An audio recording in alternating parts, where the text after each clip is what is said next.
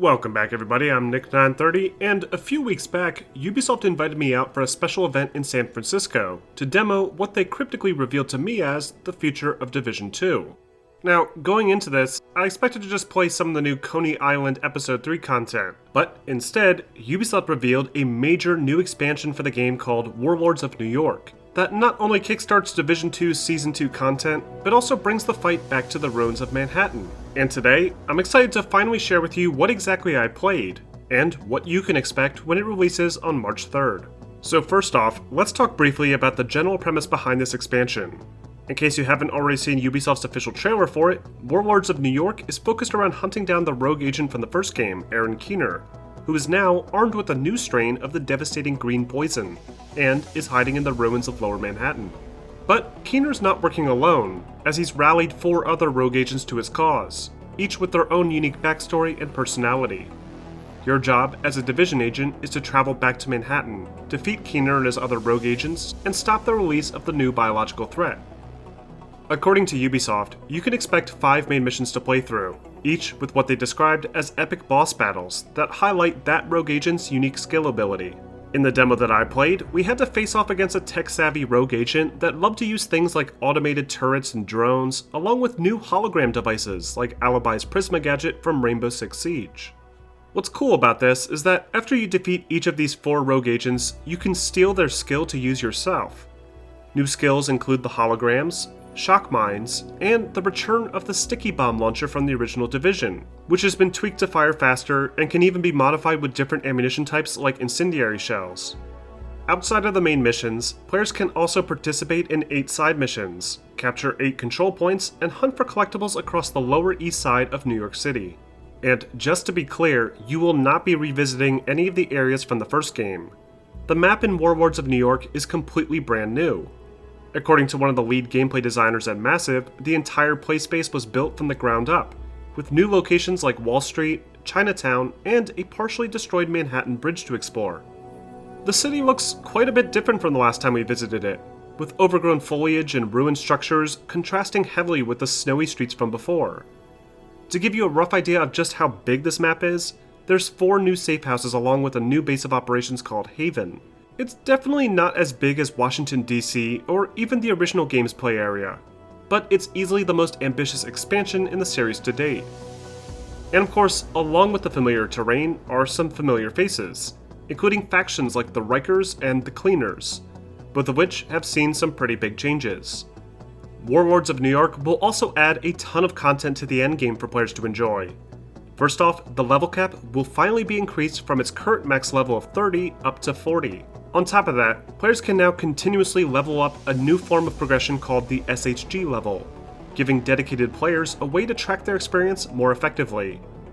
There will also be a new difficulty mode called Legendary, for players that are looking for an even more suicidal challenge. And just like every other game nowadays, Division 2 will be getting a new Battle Pass system called Seasons, that will stretch out for about 3 months and introduce a whole new calendar of activities, leagues, and global events, along with opportunities to unlock unique skill mods and gear.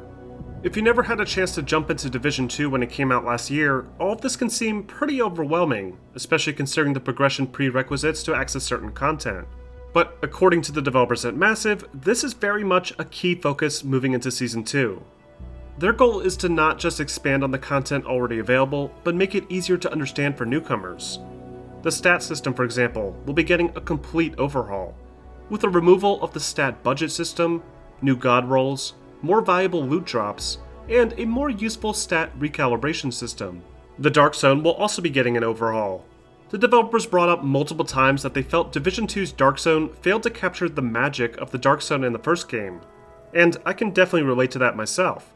I rarely found myself hunting rogue players or trying to defend myself while extracting loot. In fact, when I booted up the game just this past week, I regularly ran into players just minding their own business, and I never felt like I was under threat of being attacked by anybody. Season 2's Dark Zone will likely not be so easygoing. Loot will return to being mostly contaminated gear, requiring you to execute a loot extraction. And they hinted that players will have even more incentive to go rogue than ever. Unfortunately, it doesn't look like the new Manhattan play area will be getting a Dark Zone, so you're still going to have to fight it out in the 3 DZ areas in Washington, D.C., but the suggested reworks should make it far more interesting. And finally, we need to talk about the elephant in the room, the pricing. While Division 2's post-game content for Season 1 was all free, with an optional Season Pass to get 7-day early access along with some other goodies, Season 2 won't be quite as forgiving. Division 2's Warlords of New York will cost $30 for existing players. For players who haven't picked up Division 2 yet, Ubisoft will be offering two different bundle options.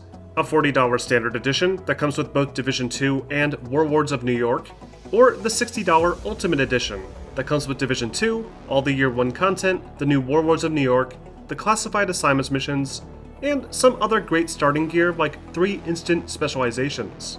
If you're a new player that picks up either the Standard or Ultimate Edition, you'll also be given an instant level 30 character to use, so that you're not stuck leveling up and can join your friends right away. So, the real question now is, will this expansion be worth it? Is this the reason to reinstall Division 2 or even pick it up for the first time if you missed out last year? From what I was shown and what I played, it certainly seems to be ambitious. The new Manhattan map is huge and looks interesting enough to explore, and the content seems to be more engaging than any of the other Season 1 content. I'm also looking forward to the rework of the Dark Zone, as I was pretty disappointed with how it turned out last time. But what do you guys think? Is Warlords of New York a big enough reason to return to the Division 2? Or were you expecting something more from the next season? Let me know in the comments section. And if you have any questions regarding the content, feel free to ask and I'll try my best to answer it for you. And if you guys want to learn more about Division 2 or any other big games coming out this year, make sure to like, subscribe, and set your alerts for more content like this posted every week.